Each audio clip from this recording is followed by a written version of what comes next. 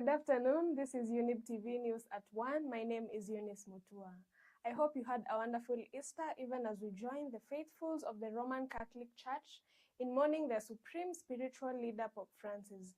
Today we have got a lot lined up for you, including the passing of the Pope and the return of bandits in Baringo's highway. But first, let's get to the headlines.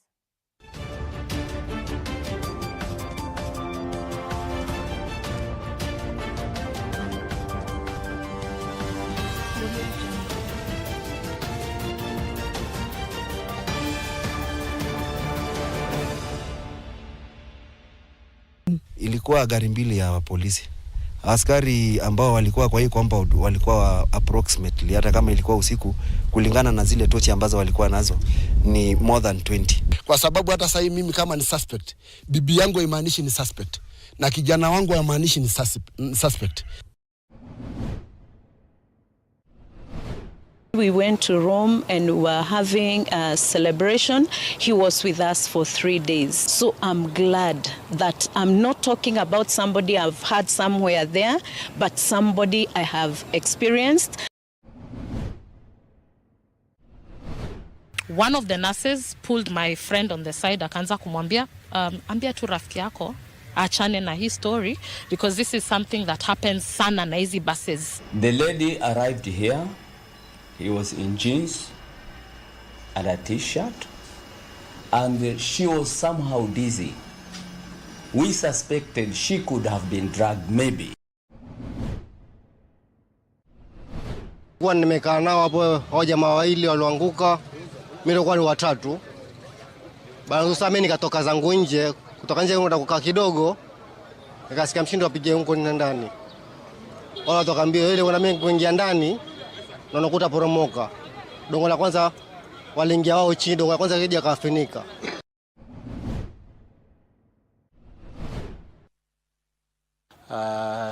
Scene mahali ambayo kulitokea hiyo kukabiliana na risasi, na mmoja aliuawa wakati amefika hospitali, akawa atambulika amekufa.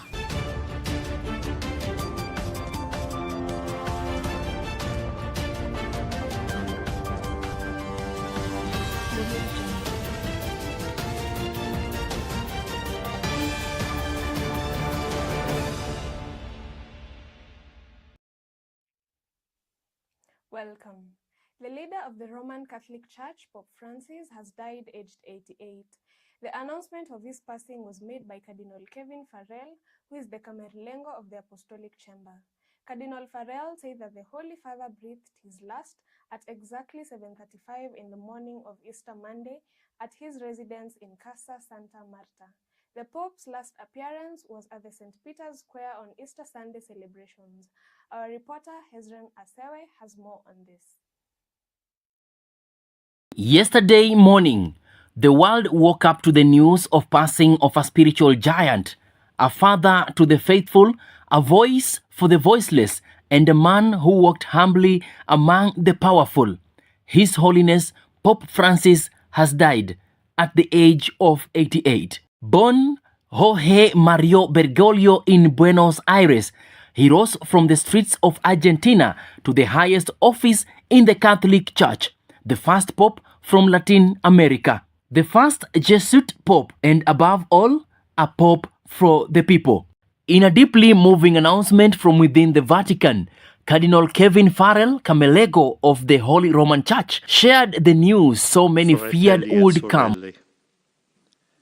Con profondo dolore devo annunciare la morte del nostro Santo Padre Francesco. Alle ore 7:35 di questa mattina, il Vescovo di Roma Francesco è tornato alla casa del Padre. La sua vita di Dio uno e trino. Throughout his papacy, Pope Francis challenged tradition not with rebellion but with compassion. He spoke of mercy, not judgment, inclusion, not exclusion, and of a church not confined with walls but open like mother's arms. He wept with victims. He broke bread with the homeless. He called on the world to care for creation and for one another with fierce urgency and tender love. And now, the voice has fallen silent, but his message, his legacy, echoes still. The days ahead will be filled with mourning and memory. Pilgrim will descend on Rome.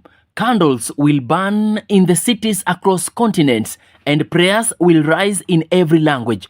The world will say goodbye, not just to a pope, but to beloved shepherd. Pope Francis is gone, but the flight he carried of humility, justice, and bundles of mercy still remains alive with the faithfuls. May he rest in God's eternal peace. Hezron Asewe, Younib TV. Kenyan bishops under the umbrella of Kenya Conference of Catholic Bishops KCCB have joined Catholics faithful around the world in mourning the passing of Pope Francis. The bishops from various archdioceses and dioceses in the country have described the now late Holy Father as an upright cleric who championed for inclusivity and social well-being of people around the world. Mwita kwake apumzike mahali pema peponi. God gives and God takes away. And we as a Catholic Church are united in praying for his soul, are united in this morning, knowing that he has been a special gift to us. Dear Kenyans, gratitude also should be shown through our prayers for him. He stayed in the same building, and during meals time will be in the same dining room, and that was his own message of saying he wants to be closer to people. Iliweza kutetea haki na kusinikiza hali za kuleta amani katika sehemu nyingi.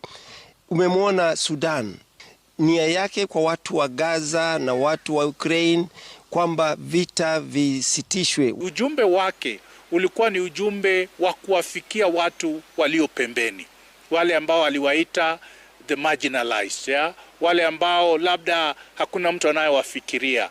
We went to Rome and we were having a celebration. He was with us for 3 days. So I'm glad that I'm not talking about somebody I've had somewhere there, but somebody I have experienced, somebody I have encountered, somebody I prayed with for 3 days. The Kenyan politics should actually learn about servant leadership from Pope Francis. They should put the interest of the citizens, just like Pope placed the affairs of the Christian. In connection with the murder of a man in Wachera farm 3 weeks ago, 3 individuals, including a 16-year-old child, have been taken into custody in Nakuru County. The 3 Mutua family members who are contesting for the ownership of the 4,200-acre plot of land alongside the well-known Koinange family have accused the police of using excessive force during the night of arrest. Ilikuwa gari mbili ya polisi. Askari ambao walikuwa kwa hii compound walikuwa approximately, hata kama ilikuwa usiku, kulingana na zile tochi ambazo walikuwa nazo, ni more than 20. Kwa sababu hata sasa mimi kama ni suspect, bibi yangu haimaanishi ni suspect, na kijana wangu haimaanishi ni suspect. Hii nyumba ikaliki, matiaga simejaa, makaratasi zangu zimefurugwa, sijui alikuwa anatafuta makaratasi gani, na makaratasi cheti zetu za shamba hiyo siko kwa wakili zetu. Maisha yangu yako hatarini na watoto yangu na mandugu zangu. Kesi siko kotini ya wenye wanasema shamba si yetu. Hatujakataa kuongojea ruling. Ruling ikitoa ni sawa. Ruling ikitubakisha ni sawa. Nana kijana wangu kino amekufa pale. Nana kijana wangu ya mbele. Mimi naomba serikali hapana punguza watoto wangu. Hakuna kitu amefanya. Ya haki ndio imepekenia. My friend, Chabo Lima from 2 persons were shot dead and 2 others were wounded at Loberer along the Marigat-Chemolingot Road in Baringo County by suspected bandits. The bandits, who have since changed their identities to highway robbers, ambushed the victims as they were traveling to Nginyang Market. Scene mahali ambayo kulitokea hiyo kukabiliana na risasi, na mmoja aliuawa wakati amefika hospitali, akawa atambulika amekufa na kwa sababu ya majeraha ambayo alipata katika risasi. To commend the government for flushing out the bandits, but still work has to be done in terms of they are trying to change tact with some retaliation and highway robbery and ambush that I think they are behaving now like Al-Shabaab. Hadi tu ni kwamba kulikuwa na maafisa wetu wa usalama. Pia initially hii highway robbery imekuwa between Kambi Samaki na Roruk. But you see now, kwa sababu ya ile mikakati tumeweka pale, ile presence ya askari along that stretch from Kambi Samaki to Roruk imefanya wame drift kuja pande nyingine, because this happened between Kambi Samaki and Marigat. We are going for a short break and we'll be back with more. Stay tuned.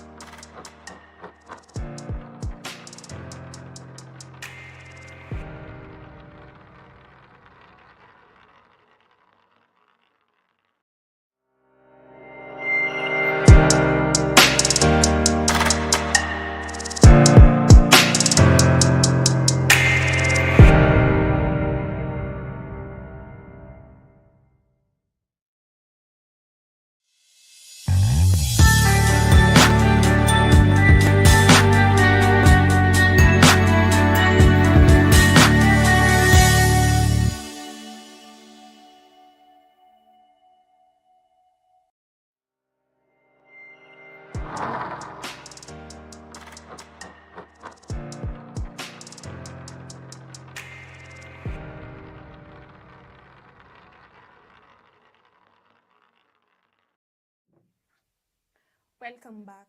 In Bamburi's Mwisho neighborhood of Mombasa, search and rescue operations are underway for two individuals who are thought to have fallen into a septic tank after it collapsed. Ibrahim Basafar, the chief fire officer for Mombasa County, claims that two of the four individuals who may have fallen into the sink have been identified despite early reports to the contrary. Omar Suleiman, the owner of the neighborhood football watching hall, claims he was unaware that there was a septic tank beneath the cafe. Tokea jana, fire iko hapa, kuna serikali iko hapa, lakini hatujapata mwelekeo. Je, ingekuwa familia yako, babako au mamako yumo pale ndani, ungehisi vipi? Wanapopatikana pia ukuwe na uwezo, Mwenyezi Mungu atupe nguvu tukawastiri. Hii ni mitihani na mitihani hii hufika kila mmoja kwa sababu sisi binadamu. Because the first initial report was 4. But then we confirmed even the third one who alikuwa ameambiwa tukampata hapa hoteli anakula maharagwe na chapati. Akasema mimi ile uoga hata nilikimbia nikaenda nikakaa maana ile kushukuru Mungu nimekaa wala chapati hapo. So the other one also took off. Then we concluded that the only bodies ambazo ziko pale ndani ni 2. Walikuwa katika harakati ya kuangalia mpira. Shimo likabomoka wakaingia ndani. Mpaka sasa hawajapatikana. Kana shimo lilikuwa kwa chini kwa sababu ma TV yameingia na kuna tanki la maji na baraza zake kila kitu limedudumia. Ujenzi ama kitu ambacho mtu yote ambaye yajenga kitu chochote bila proper approval na ama document huwa ni jambo la kusikitisha sana. Naomba tu wananchi tuweze kucooperate pamoja, manake tukiangalia juzi Mwakirunge kule same case, kuangalia juzi nyumba pale bala, wallahi ni jambo la kusikitisha sana. Hiyo pale ya video ya kuangalia mpira imejengwa juu ya septic tank. Kwa bahati mbaya hiyo septic tank ili cave in ikabomoka na inasemekana kati ya watu 2 tu watu 4 wako huko ndani. So kwa wakati huu tumeongea na the county disaster team ambaye mimi ni chairman pamoja na governor Abdul Samad. Tumeongea na yeye, tunapanga equipments ambaye zitakuja kuweza kuokoa hii watu. Ndio tuweze kujua na hasa ni watu wangapi wako hapo ndani.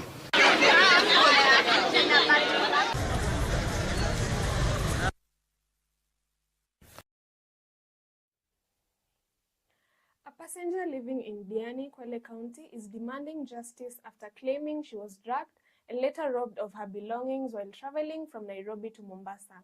Delilah Omondi had boarded a Mutua bus on the 14th of this month and later found herself at the Coast General Hospital in Mombasa receiving treatment.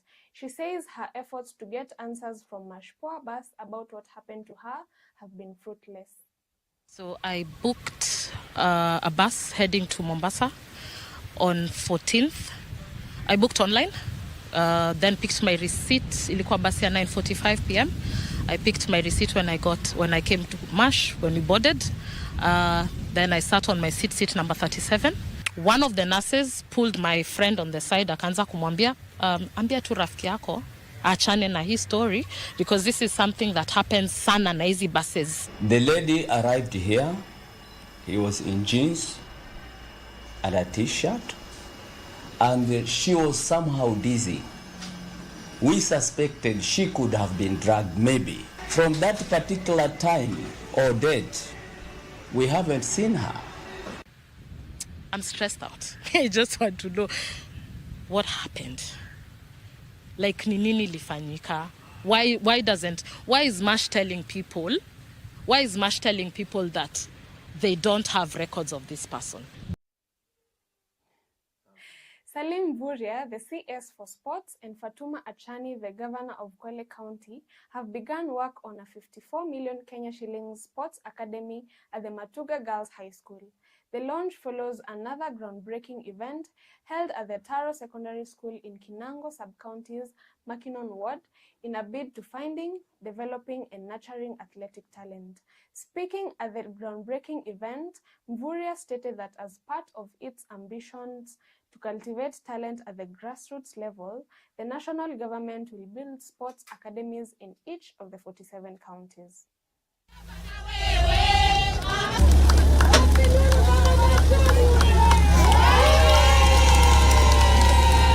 Kutakuwa na sehemu ya wale wanariadha.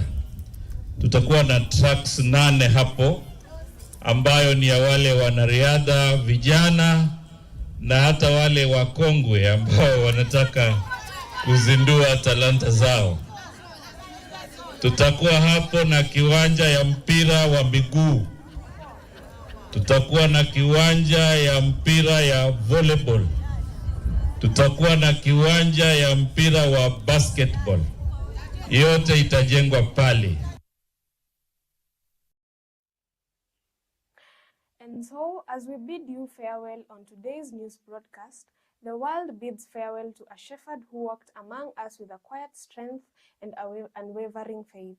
As we mark the passing of His Holiness Pope Francis, we remember not just a leader, but a man whose words reached across borders, across beliefs, and into the hearts of millions. He once said, "The future starts today, not tomorrow," a reminder that hope, compassion, and action must never be postponed. Today, the bells toll not only for an end, but for a legacy that endures, rooted in love, in service, and in the belief that even the smallest act of kindness echoes in eternity. From all of us here at Younib TV, thank you for joining us, and may he rest in peace. Have yourself a great afternoon. My name is Eunice Mutua, and this is Younib TV News at 1. Keep it Younib TV.